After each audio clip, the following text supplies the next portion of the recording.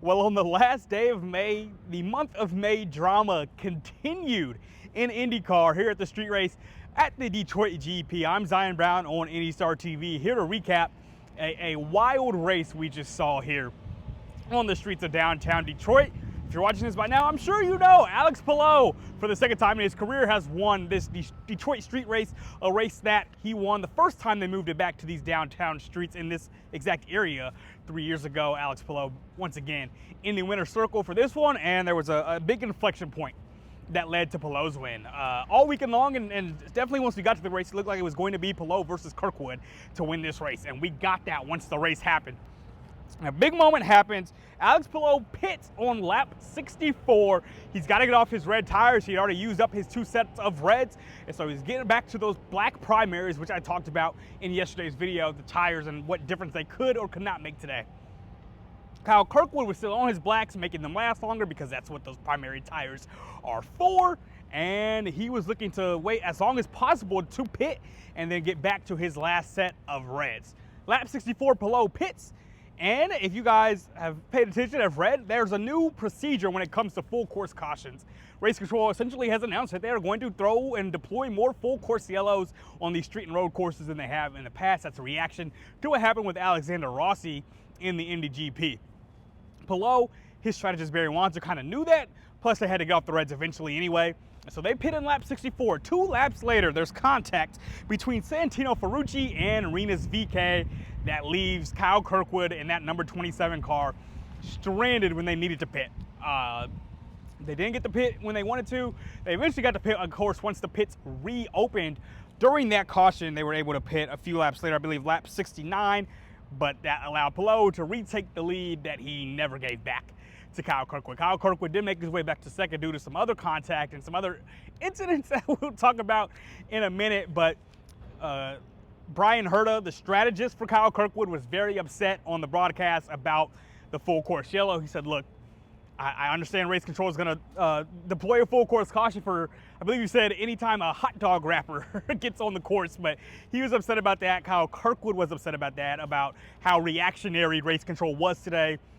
He felt like it was actually a reaction to people like me, the media, many of whom, me included, I will say, criticized what happened in that Rossi situation. He said it was an overreaction and that he feels like things will maybe return back to normal going forward, but he basically said they proved their point, Race Control that is. So Kirkwood definitely not happy. He's in this championship hunt against Alex Palou where he's chasing Palou, and Kirkwood felt like he was in a position to get his second win of the season had that not happened.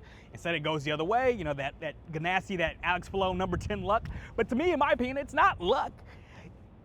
Kirkwood and Brian Herta can be as upset as they want to be. I understand the frustration. They knew the rule. They knew the new procedure, right? It was announced to everybody.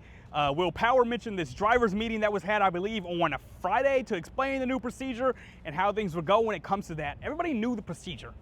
Alex Palou, Barry Wanzer prepared for that a little bit better, and they pitted earlier than they usually would, right? Because Alex Palou, as we saw in the Indy GP, is somebody that likes to extend that pit window and wait till the last moment to pit.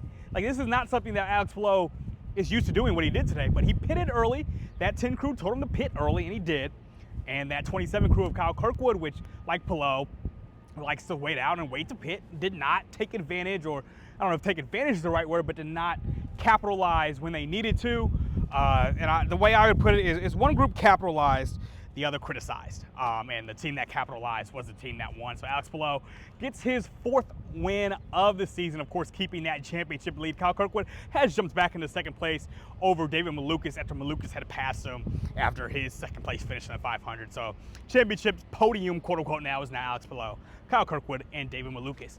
The real podium here was rounded out by Graham Rahal. Graham Rahal with his 3rd podium finish of the year after having, I believe, just 3 top 10 finishes, period, all of last year. So Graham Rahal really having one of his best years in quite some time.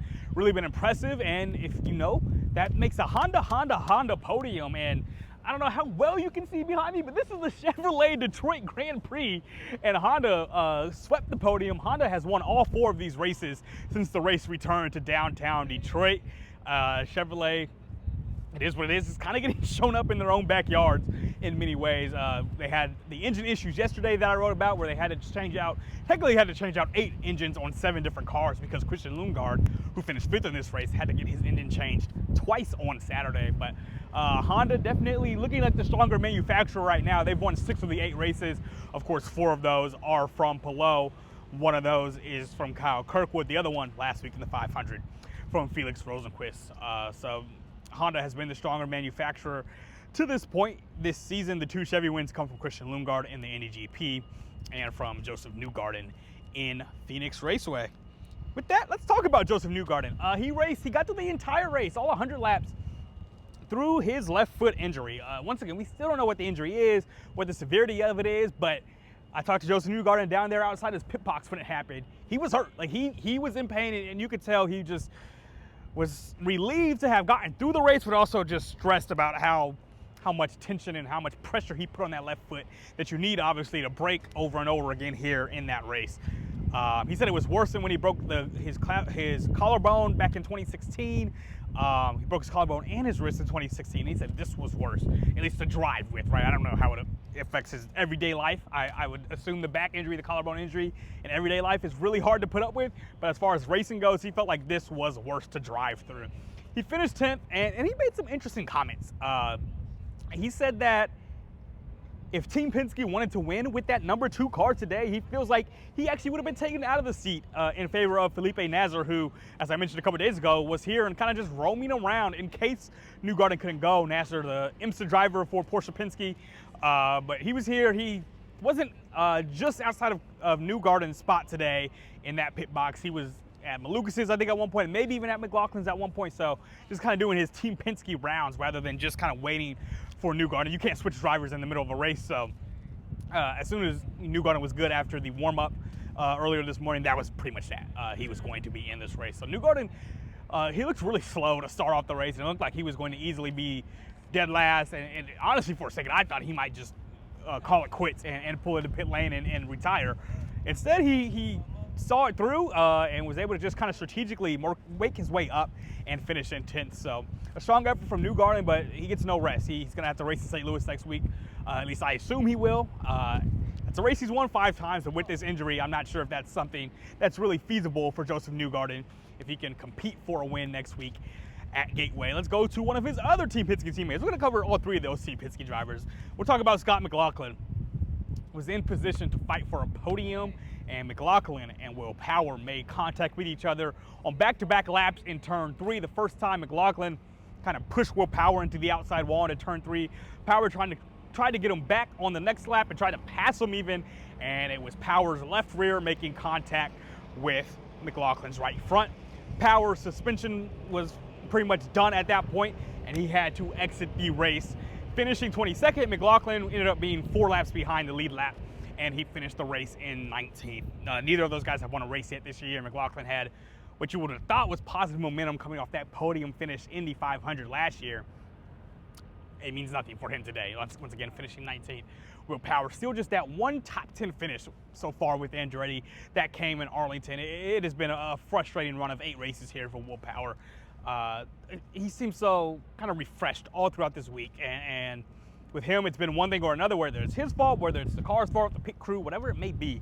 It's been so many issues for him so far, and talking to him on Friday and again yesterday after he qualified right next to Alex Palou on the front row, it seemed like he had maybe started to get the monkey off his back. Not that it was fully off, but that he maybe started to get off his back.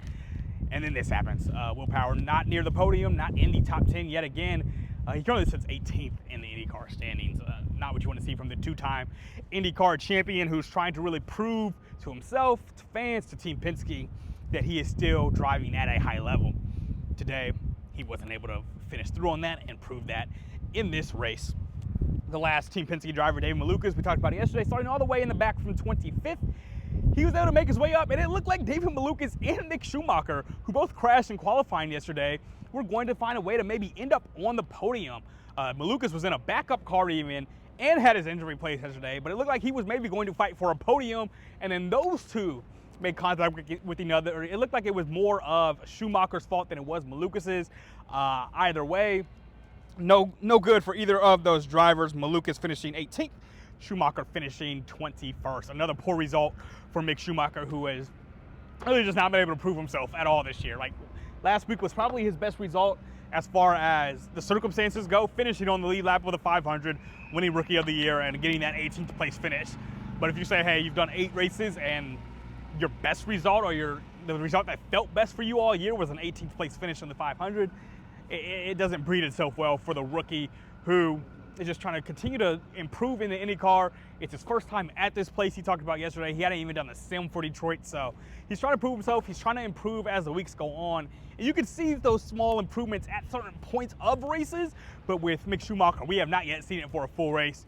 As I mentioned earlier with David McLuaghlin, after that heartbreak last week, he drops now from 2nd to 3rd in the IndyCar standings, and he goes to a place in Gateway next week where he's had quite a bit of success. I think 2 podium finishes in David McLuaglin's career at Gateway, so he'll look for a 3rd next week and maybe, just maybe, his first IndyCar win. But it was a wild day here, a lot of confrontation, a lot of elbowing here. The street course is tight, and it leads to a lot of contact between drivers and a lot of blame game going on, if you will. And then of course you add the race control and officiating things into it, and it's just a hectic day here in the downtown streets of Detroit. Once again, Alex Palou comes away with your win here in IndyCar, his 4th of the season, and Alex Palou keeps the championship lead. I'll have more on what happened between Palou and Kirkwood here in just a moment. But for now, I'm Zion Brown on IndyStar TV.